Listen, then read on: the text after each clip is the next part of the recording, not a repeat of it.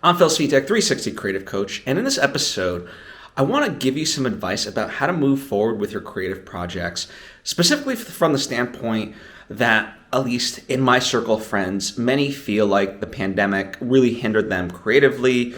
They're focused, rightfully so, on X, Y, and Z. And so, they're not where they want to be. And even pandemic withstanding, I feel like a lot of artists, perhaps you get the sense yourself, I certainly felt it at times in my life, where we're not where we want to be in terms of our careers, right? And so how do you combat that? There's two kind of notions, both really the same, but just taken from a different viewpoint. I being a sports person, I love soccer, right? And they say one of the best qualities of any star striker, meaning a goal scorer, is the ability to just forget the past, right? So, to make a hero for a striker, all you need to do is just score one goal, right? Assuming that it's the only goal of the game, right? Because then it wins the game. And that presumes that, anything that happened in the past doesn't matter, right? As long as you get that one goal and that, victory, and now you're lauded as a hero. So what it really boils down to is, no matter how many times that striker, that goal scorer misses, as long as they get that one goal, they're the hero, right? And in order to do that, they have to themselves be able to forget.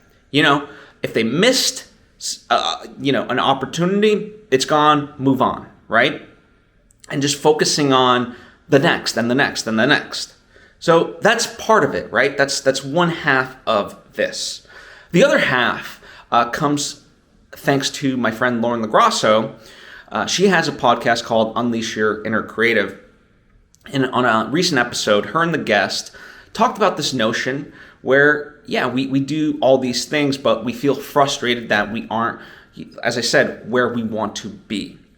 And the question specifically arose in the way of, how do you answer people honestly without feeling self-deprecating, without putting it out to the universe that you're upset or so forth. And the answer was very simple, yet one that I hadn't thought of before, and that's to talk about the things you're excited for, right? Which is in line, really, what I talked about with the striker. You always got to focus on the future, right?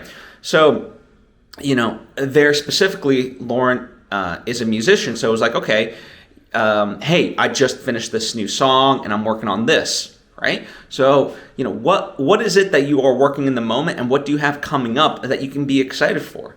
Utilize that and answer with that rather than I'm not where I want to be. Because that's a downer, and that doesn't excite anybody, including yourself, right? So we must be like a top striker where we forget the past, whatever happened, and just focus, okay, we're going to make the next one. We're going to take the next opportunity. And when we get asked specifically of, how things are going, it's that stuff that we're excited for that we put out into the universe and for ourselves versus the negativity. And I think that's a great way to go about it, really. So that's what I offer to you today. As always, if you have any questions or thoughts of your own, please comment down below or hit me up on social media at Phil Svitek. I would love to hear from you. And if you like what I'm doing but haven't yet subscribed, please do so. That way you get all the various lessons and episodes right away when I put them out. Likewise, if you want to have more direct interaction with me, then consider joining my Patreon at patreon.com/Phil Svitek. That's an opportunity for us to deep dive and for me to really have that more one-on-one relationship with you, right? So thank you, appreciate you, and hope to see you next time.